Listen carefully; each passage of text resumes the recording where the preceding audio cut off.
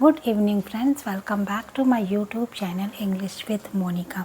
मैंने सीरीज़ शुरू की जिसमें मैं आपको टेंस के बारे में बताऊंगी, जो कि इंग्लिश ग्रामर का एक महत्वपूर्ण पार्ट्स होता है, जिसमें सारी ग्रामर बेस्ड होती है, आपके सेंटेंस बेस्ड होते हैं, आपके इंग्लिश स्पीकिंग बेस्ड होती है।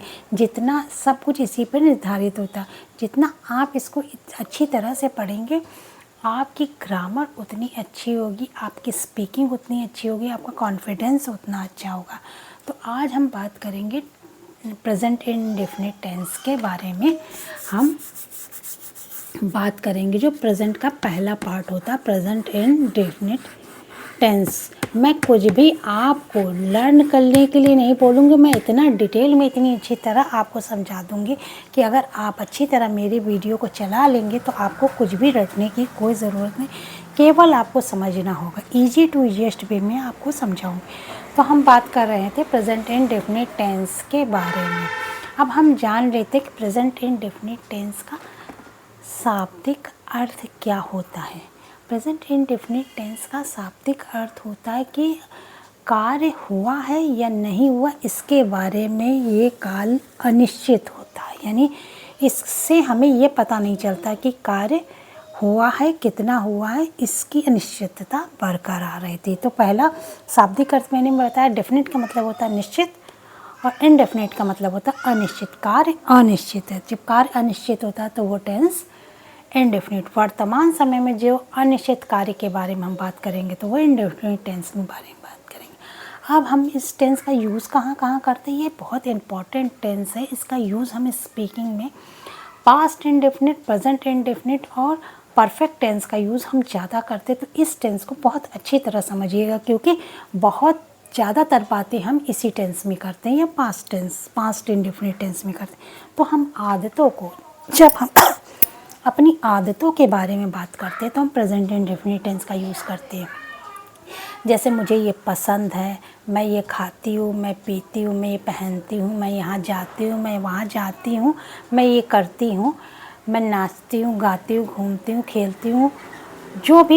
जो आदतों के बारे में बताते हैं वो हम प्रेजेंट इंडेफिनिट टेंस का यूज़ करते हैं। रोज़मर्रा की अगर हम बात करते हैं तब भी हम ये प्रेजेंट इंडेफिनिट टेंस के बारे में बात करते हैं। दिनचर्या के बारे में अगर हम बताते हैं कि मैं इतनी बजे उठती हूँ, फिर मैं इतने बजे जो है स्नान करती हूँ, इतने बजे मैं नहाने जाती हूँ, इतने बजे मैं पूजा करती हूँ, इतने बजे मैं स्कूल जाती हूँ, इतने बजे मैं पढ़ती हूँ। तो दिनचर्या की जब बात करते हैं तब हम इस टेंस का यूज़ करते हैं।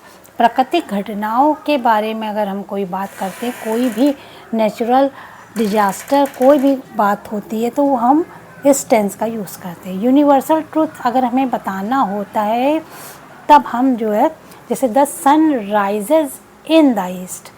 अब सन राइजेज इन, सूरज पूरब से निकलता है। अगर हम ये the sun sets in the west, तो हम जो है यूनिवर्सल ट्रूथ में इस टेंस का यूज़ करते हैं। तो बहुत ही महत्वपूर्ण टेंस है। अब हम इसकी पहचान की बात कर लेते हैं। इसकी पहचान ये होती है कि वाक्य के अंत में ता है, ती है, ते है इत्यादि शब्द आते हैं। जैसा कि मैंने बताया कि ये टेंस अनिश्चित होता है, कार्य के बारे में स्पष्ट नहीं बताता कि कार्य कितना हुआ है, बस कार्य होता है ये बताता है, लेकिन कितना हुआ ये नहीं बताता। अब हम अफर्मेटिव सेंटेंस के बारे में जान लेते हैं। सेंटेंस जो टेंस में यूज़ होंगे वो 3 तरह के सेंटेंस यूज़ होंगे। असर्टिव सेंटेंस के 2 पार्ट। अगर आपको सेंटेंस के बारे में जानना है तो आप टाइप्स ऑफ सेंटेंस की मेरी वीडियो देख लीजिए, आपको टाइप्स ऑफ सेंटेंस के बारे में पता चल जाएगा। फिर भी मैं ब्रीफ कर देती हूँ। सेंटेंस जो होता है इसमें यूज़ होगा असर्टिव सेंटेंस।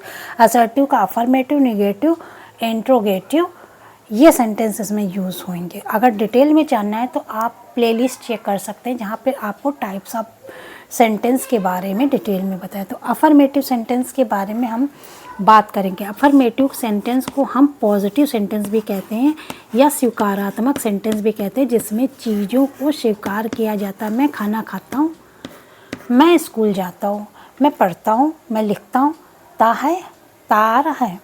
तो जब हम कोई भी बात स्वीकार करते हैं तो पॉजिटिव टेंस में स्वीकार करते हैं। अब इसके बारे में देख लें कि इसका फॉर्मेशन कैसे होता। इसमें ही, शी, इट और सिंगुलर नाउन या सिंगुलर नंबर के साथ वी फर्स्ट, वर्ब फर्स्ट यानी वर्ब की फर्स्ट फॉर्म आती, इसके साथ एस या एस हम अकॉर्डिंगली जोड़ ले देते हैं। यानी वर्ब की ही, सी, इट के साथ वर्ब की फर्स्ट फॉर्म आएगी और जो है सब्जेक्ट होगा। इसका सेंटेंस फॉर्मेशन इस तरह होगा, सब्जेक्ट होगा, फिर वी फर्स्ट होएगी, इसमें ही, सी, इट या सिंगुलर नंबर है तो उसके साथ एस या एस प्लस कर देंगे, फिर ऑब्जेक्ट होगा। ये अफर्मेटिव सेंटेंस का सेंटेंस फॉर्मेशन है, सेंटेंस स्ट्रक्चर। ये सब्जेक्ट वर्ब की फर्स्ट फॉर्म, या अगर ज़रूरत होती है सब्जेक्ट के हिसाब से ही, सी, इट या सिंगुलर नंबर है तो वर्ब की फर्स्ट फॉर्म तो लगाएंगे, इसके साथ एस या एस जोड़ देंगे, इसके बाद ऑब्जेक्ट आएगा। अब ही, सी, इट हमने देख लिया, ही, सी, इट तथा सिंगुलर नंबर के साथ वर्ब की फर्स्ट फॉर्म यस या यस आ रही। आई, वी, यू, दे और प्लूरल नंबर के साथ वर्ब की फर्स्ट फॉर्म आती है, उसमें यस या यस नहीं जोड़ते हैं। ये कॉन्सेप्ट आपका क्लियर हो गया कि वर्ब की फर्स्ट फॉर्म आती है। इस टेंस में वर्ब की फर्स्ट फॉर्म का ही, इंडेफिनिट टेंस में वर्ब की फर्स्ट फॉर्म का यूज़ होता है। ही, सी, इट तथा सिंगुलर नंबर के साथ वर्ब की फर्स्ट फॉर्म के साथ एस या यस अकॉर्डिंगली जोड़ देते हैं और आई, वी, यू, दे के साथ वर्ब की फर्स्ट फॉर्म आती। एग्जाम्पल के थ्रू हम देख लेते हैं। जैसे ही रीड्स, वो पढ़ता है, वी रीड, हमने यहाँ पर अब चूँकि वी है हम बी के साथ बता रहे हैं कि वर्ब की फर्स्ट फॉर्म आएगी, इसीलिए हमने यहाँ पे रीड लिखा, वर्ब की फर्स्ट फॉर्म एस या एस नहीं जोड़ा। ही रीड्स, यहाँ पर ही के साथ अकॉर्डिंगली एस या एस जुड़ेगा, वर्ब की फर्स्ट फॉर्म है तो हमने एस लगाया। सी, सी के साथ भी एस लगेगा तो हमने सी प्ले नहीं लिखा। अगर दे प्ले होता, दे होता और प्ले वो खेलते हैं तो हम केवल प्ले लिखते हैं कि वर्ब की फर्स्ट फॉर्म आ रही। अब वो खेलती है तो इसमें वर्ब की फर्स्ट फॉर्म के साथ एस आएगा। तो आई थिंक मैंने आज आपको प्रेजेंट इंडेफिनिट टेंस की पहचान बता दी, वो कब यूज़ होता है ये बता दिया, और उसका अफर्मेटिव सेंटेंस का सेंटेंस फॉर्मेशन बताया कि सब्जेक्ट वर्ब की फर्स्ट फॉर्म ऑब्जेक्ट आता है, और किस तरह एग्जाम्पल के थ्रू विथ एग्जाम्पल मैंने अफर्मेटिव सेंटेंस का कॉन्सेप्ट क्लियर कर दिया। यदि कन्फ्यूज़न हो तो आप मुझे कमेंट्स ज़रूर कीजिए, मैं जवाब ज़रूर दूँगी। अगर आप ईजी टू ईजीएस्ट वे में बिना रटे, बिना जो है बहुत अच्छी तरह इंग्लिश ग्रामर समझना चाहते हैं तो लाइक करिए मेरे चैनल को, और मेरे वीडियो को लाइक करिए, मेरे चैनल को सब्सक्राइब करिए और शेयर ज़रूर करिए। नोटिफिकेशन बेल ज़रूर ऑन करिए ताकि आपको मेरी वीडियो जो बनाई उसके बारे में जानकारी हो जाए। Thank you for watching my video.